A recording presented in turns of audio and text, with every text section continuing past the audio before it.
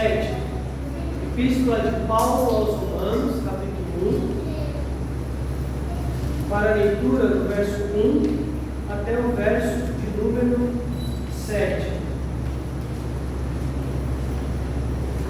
Palavra inerrante, inspirada e infalível de Deus em Romanos 1, verso 1 até o verso 7, nos diz assim: Paulo, servo de Jesus Cristo, chamado para ser apóstolo, separado para o Evangelho de Deus, o qual foi por Deus outrora prometido por intermédio dos seus profetas nas Sagradas Escrituras, com respeito a seu Filho, o qual, segundo a carne, veio da descendência de Davi e foi designado Filho de Deus com poder, segundo o Espírito de Santidade, pela ressurreição dos mortos, a saber, Jesus Cristo nosso Senhor, por intermédio de quem viemos a receber graça e apostolado por amor do seu nome, para a obediência por fé de todos os gentios, de cujo número sois também vós, chamados para seres de Jesus Cristo. A todos os amados de Deus que estáis em Roma, chamados para seres santos, graça a vós outros e paz da parte de Deus nosso Pai e do Senhor Jesus Cristo.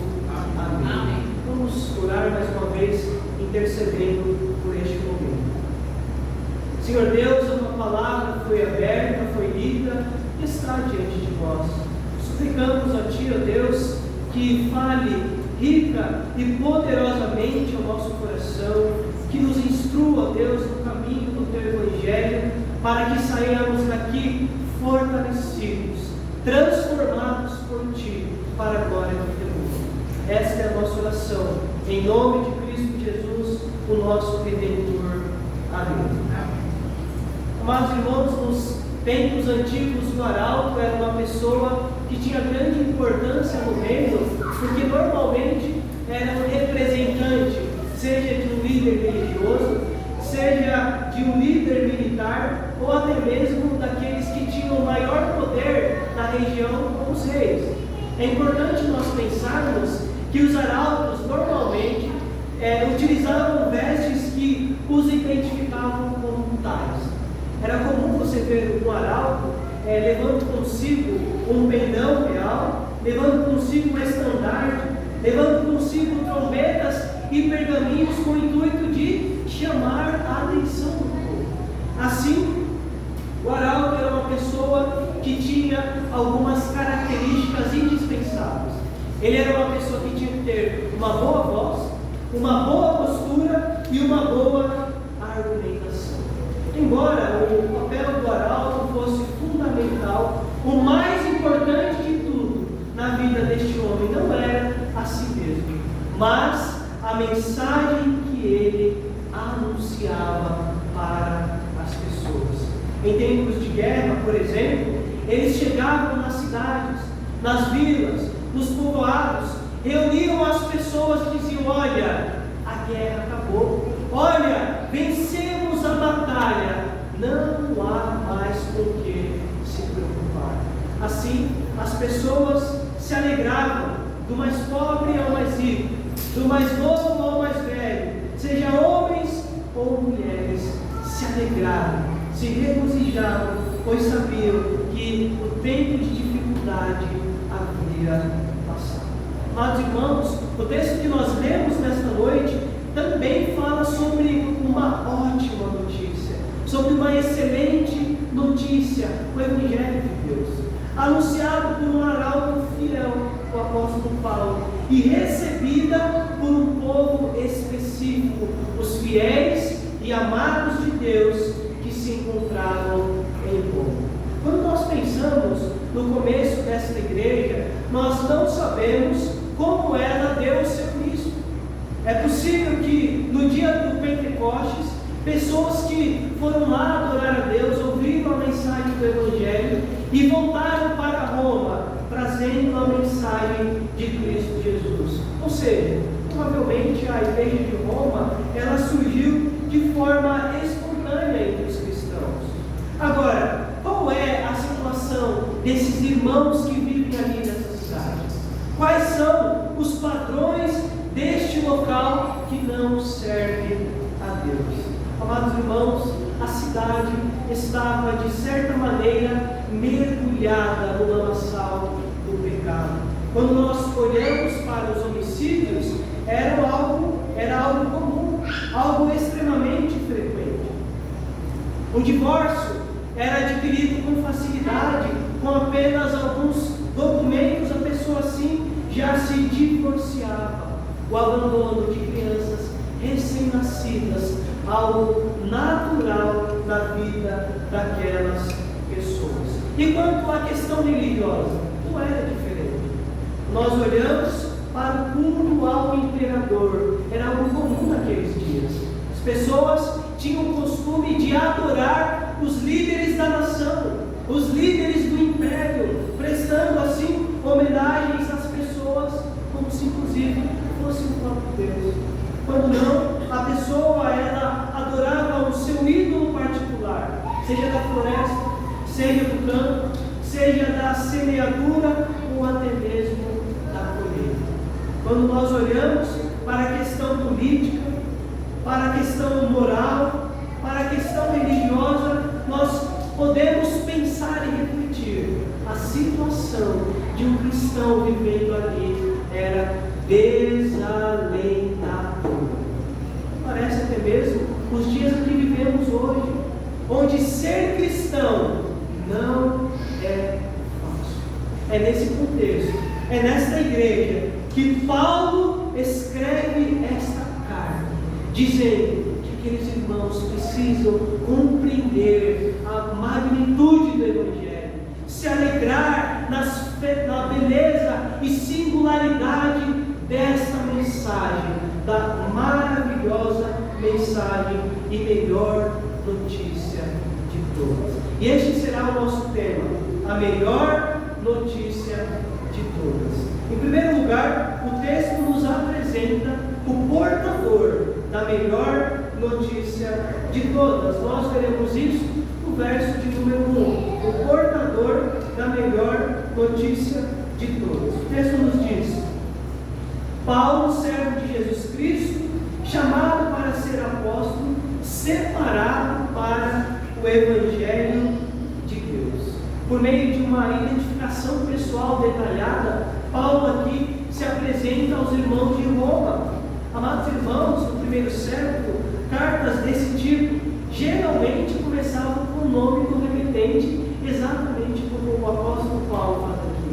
Agora, quando nós pensamos nessa palavra, Paulo, algumas coisas devem chamar a nossa atenção. Como judeu da tribo de Benjamim, uma pessoa que realmente tinha tradições do povo israelita, Paulo era conhecido como Saulo, ou seja, uma referência direta ao primeiro rei de Israel, Saul. Quando nós pensamos em Paulo como cidadão romano, como apóstolo das igrejas, ele era conhecido então como Paulo, um nome provavelmente herdado de sua família ou comprado por uma grande soma de dinheiro. Então aqui nós vemos Paulo fazendo a sua maior abertura dentre todas as suas cartas. E por que ele faz isso? Porque ele precisa destacar que ele era uma pessoa devidamente chamada para o ministério da palavra, uma pessoa devidamente vocacionada por Cristo Jesus para estar à frente do santo trabalho do Senhor, demonstrando assim o quê? As suas credenciais como apóstolo de Cristo Jesus. Percebam, Paulo, servo de Jesus Cristo. Quando nós pensamos na palavra servo, normalmente nós associamos a uma pessoa que é escravo. Nós temos sim um conceito desse tipo aqui. Paulo ele se apresenta mostrando: olha, eu sou completamente de Cristo Jesus. Mas além disso, na sua mente, ele está pensando na consciência da atividade profética.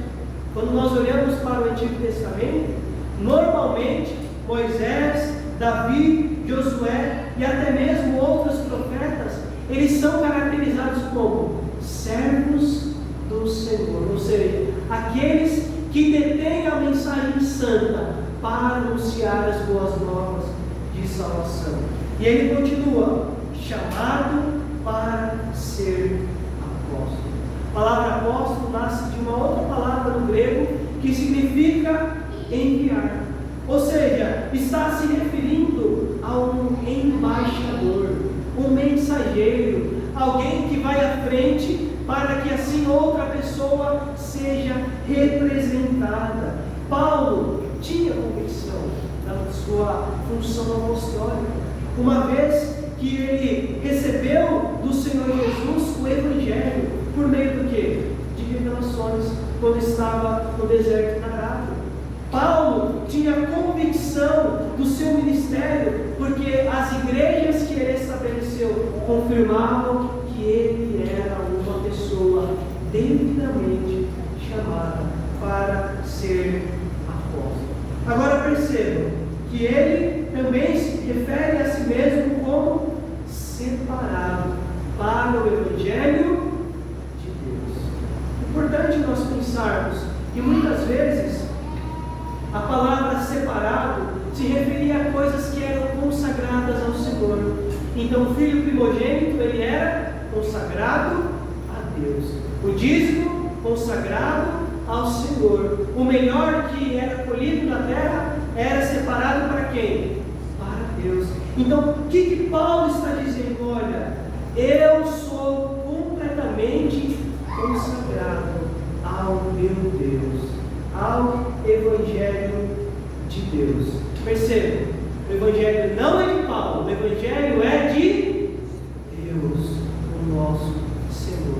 Isso é muito importante, amados irmãos, porque a mensagem que ele anuncia não é uma mensagem dele, mas é uma mensagem que é do próprio Senhor.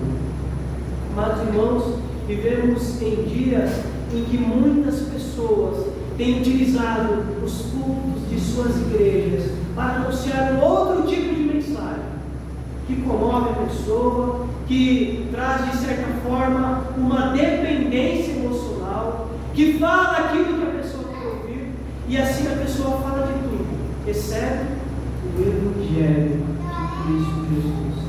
Infelizmente isso acontece, e é por isso que muitas vezes as pessoas passam anos na igreja, não sabem quem são, quem Deus é e o quanto carecem de Cristo Jesus. É em decorrência dessa realidade que Paulo ele vai dizer que aqueles que pregam o falso evangelho precisam ser considerados como anátemas. Lá em Gálatas 1:8 ele diz isso, ou seja, amaldiçoados. Qual é a mentalidade de Paulo ao dizer isso? Sua mentalidade é que ele precisava lidar em alguns momentos com os judaizantes. Quem eram os judaizantes? Eram pessoas que diziam: olha, você para ser salvo precisa continuar cumprindo os ritos da lei. Olha, não é suficiente a obra de Cristo na cruz, faça isso, faça aquilo. E Paulo disse: não é assim. A suficiência da nossa salvação está na obra de Cristo, justificado, pois, mediante a fé, justo viverá por sua fé. Mas Paulo também precisou lidar com os libertinos. Os libertinos diziam: olha, se você já é salvo em Cristo, não tem problema você continuar pecando, não há problema você continuar fornicando, você continuar roubando, você continuar dando prejuízo ao seu vizinho, fofocando, fazendo isso ou aquilo, não há importância.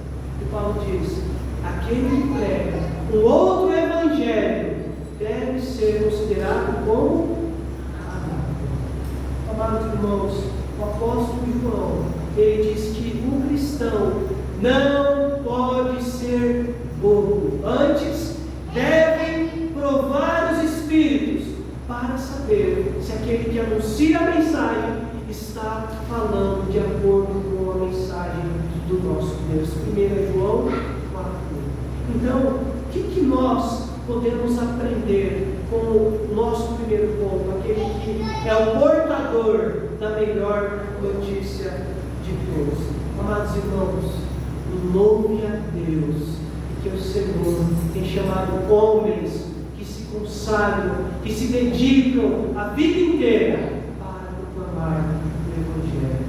Você tem sido grato a Deus por isso?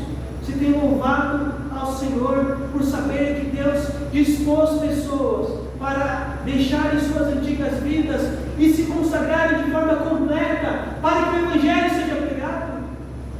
Você se submete às lideranças da igreja, você teme, você respeita, ou tem feito todo o caso?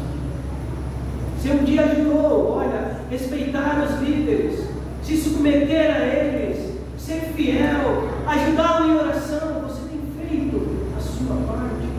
Como povo eleito, nós devemos ser gratos. Sabe por quê?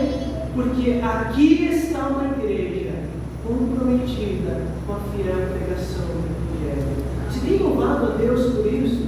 Você tem dado graças ao Senhor por saber que há muito tempo atrás não foram novos vorazes que iniciaram este trabalho, mas homens dedicados a Deus. Você agradece a Deus por isso?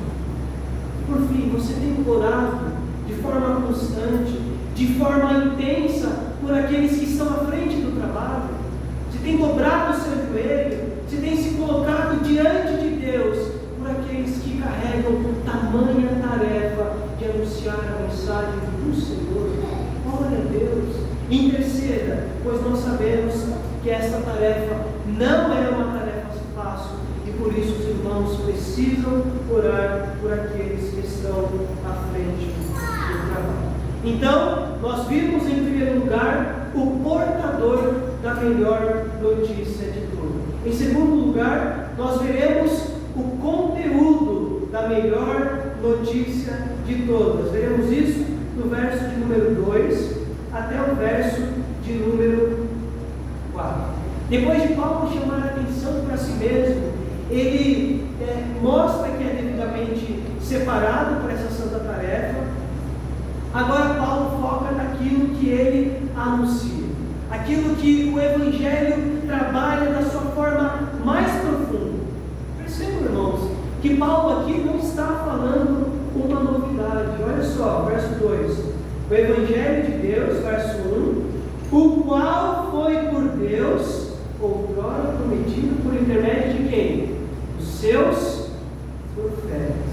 Então, Paulo, inspirado pelo Espírito Santo, quer que os irmãos da igreja considerem a Escritura Sagrada, tenham amor pela palavra e olhem que desde o Antigo Testamento a palavra de Deus tem falado sobre o Evangelho.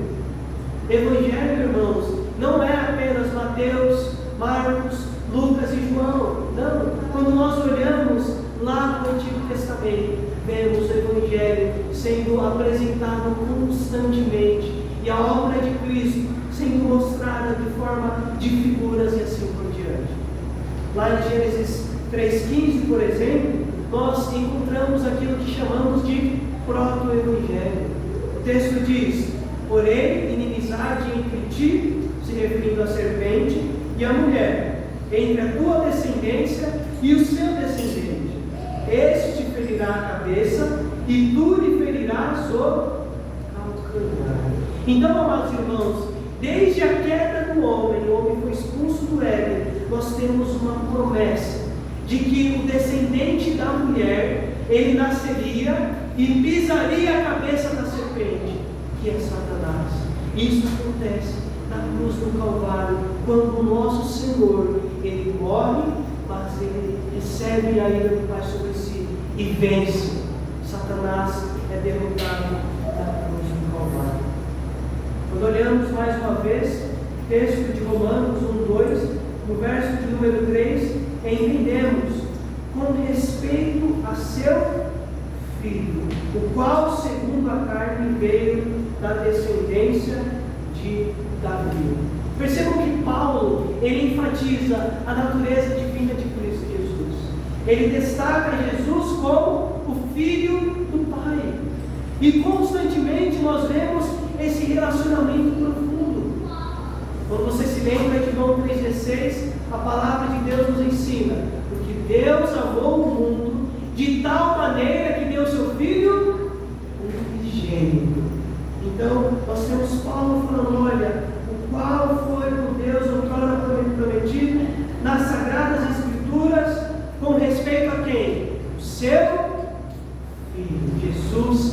100% Deus. É Ele quem intercede juntamente ao Pai por nós, porque agora Ele veio da descendência de Davi, aquele que estava entronizado, aquele que era glorioso, se fez homem, se fez carne para morrer em nosso lugar. E tudo isso deve nos trazer alegria. Aquele que veio da descendência de Davi para sofrer em nosso lugar, para morrer, para ser humilhado. Como diz a Escritura, um descendente que procederia de Davi, o qual o reino seria estabelecido para sempre. Verso 4 nos termina dizendo que ele foi apresentado com poder, segundo o Espírito de santidade, pela ressurreição dos mortos, a saber, Jesus Cristo, nosso Senhor. Ele venceu a morte com espírito de santidade. Ele não está morto, mas ele reina. E por isso o nosso coração deve se regozijar, porque a nossa esperança está na pátria celestial. Ainda que soframos neste mundo, nós sabemos que Cristo venceu a morte e Ele nos dá a esperança de algo maior, de algo melhor, de algo eterno. E tudo isso deve inflamar o nosso coração. Quando você olha para a Escritura, como você se sente diante do Evangelho? Como você se porta diante da palavra do Senhor? Essas verdades queimam o seu coração. Essas verdades te trazem consolo no momento de perda, no momento de luto, no momento de aflição. Essas verdades te trazem alegria. Vir para a igreja, participar do trabalho, estar com os irmãos. Não é apenas, não, vou ler a Bíblia por ler, vou para a igreja por ir, vou participar por participar. Como está o seu coração diante deste santo conteúdo que é o Evangelho de Cristo Jesus? O Evangelho não é uma filosofia, o Evangelho não é um conceito vago, vazio, o Evangelho não é uma organização, não é um pedaço de concreto, um templo. O Evangelho é uma pessoa, Jesus Cristo, nosso Senhor. Por isso, ame a palavra que fala de Cristo, ame ao Senhor Jesus com todo o seu coração. Amados irmãos, diante disso, como está a sua vida de leitura da palavra? O irmão tem postado ali diariamente algumas passagens da Escritura para nós sermos aperfeiçoados. Você tem se esforçado em aprender do Evangelho? Você tem se esforçado para crescer na graça do Senhor, para meditar, para estar mais perto de Deus, para fazer o seu culto doméstico, para realmente entender com propriedade estas verdades?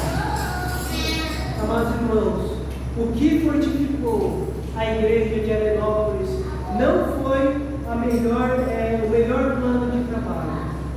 O que ajudou a igreja de Arenópolis não foi a retórica humana, a questão financeira, coisa do tipo.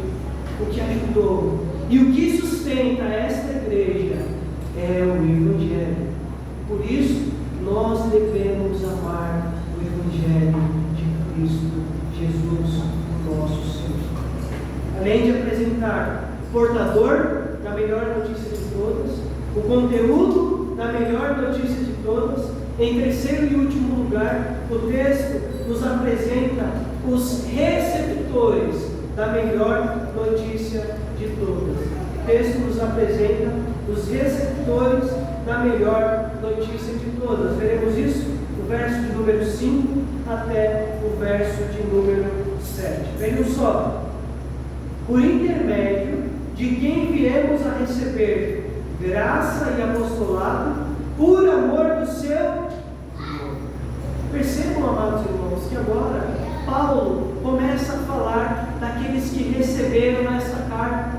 Ele diz: olha, Jesus Cristo, aquele que foi prometido desde o Antigo Testamento pelos profetas, aquele que é o Filho de Deus, aquele que é descendente de Davi, aquele que ressurgiu dos mortos, por intermédio de quem viemos a receber graça, ou seja, favor imerecido.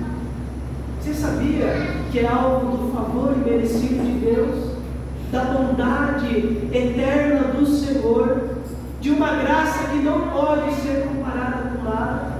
É isso que Paulo está frisando. Nós somos alvo da graça de Deus. E é por isso que, depois de falar de graça, ele fala sobre apostolado. Por quê? Primeiro vem a salvação, depois vem o trabalho. Tem muita gente que quer inverter a ordem, quer fazer isso na igreja, quer fazer aquilo, mas ainda não teve encontro com Cristo. Então, amado irmão, entregue o seu coração de forma completa para Cristo, e assim sirva a Deus de forma completa.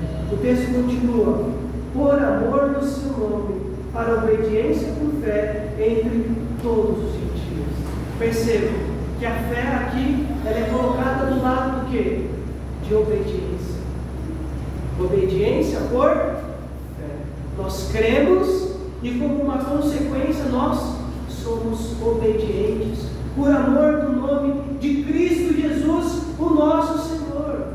E ele diz: de cujo número sois também vós, olha agora, chamados para serdes de quem?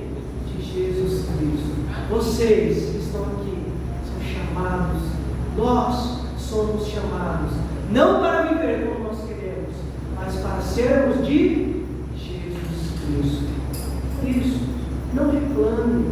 Olha, eu tenho que viver neste padrão. Não, eu tenho que ler a Bíblia. Eu tenho que participar do trabalho. Como é difícil, ir para a igreja, eu estou cansado. Não reclame, porque você fora chamado para pertencer a quem? Cristo Jesus. E pertencer a Cristo é ter o desejo de amá-lo, é ter o desejo de estar nos seus pés, dia após dia, glorificando a sua pessoa. Verso 7: a todos os amados de Deus que estáis em Roma, chamados, olha agora, para serdes santos, graça aos outros e paz, da parte de Deus nosso Pai e do Senhor Jesus Cristo. Ele já falou da graça, ele já falou da obediência por fé, e aqui ele destaca mais uma vez: chamados para serdes santos. Vocês pertencem a Jesus, vocês entenderam o Evangelho, vocês sabem que há pessoas à frente do trabalho, e por isso vivam o Evangelho, e por isso sejam consagrados, e por isso amem a igreja, e por isso entreguem-se completamente para Cristo Jesus, o Senhor. Como está a sua vida diante do nosso Deus? Você tem se dedicado? Você tem se santificado? Você tem buscado esta vida de intimidade com o Senhor? Ou você ainda vive como um cidadão do mundo? Ou você ainda vive como se o Evangelho fosse uma notícia qualquer que é vista na televisão? Você tem prazer em se submeter a Cristo? Você tem amor a essa palavra? Como está a sua vida diante do nosso Deus?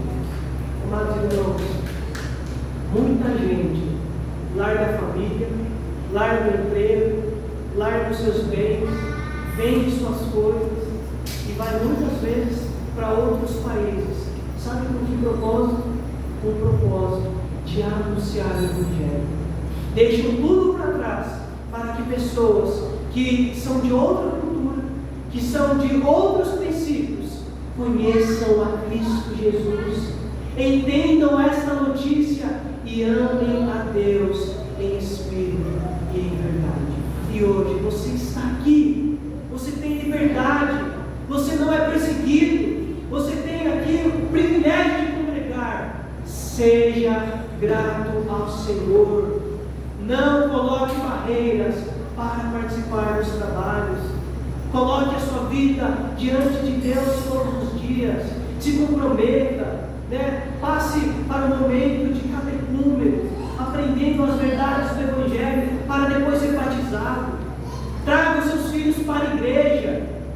Faça a diferença no seu trabalho. Seja diferente. Ame o Evangelho. Não viva de qualquer forma. Jesus Cristo, nosso Senhor, é o Salvador do mundo e Senhor do universo. E é por isso que Ele chama pessoas, gentios, judeus, pessoas daqui, para temerem a Ele. E nós confiamos nessa mensagem.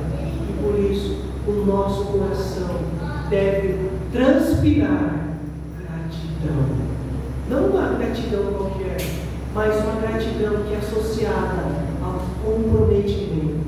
Sou de Cristo, entrego a minha vida a Cristo e quero glorificá-lo com todo o meu ser.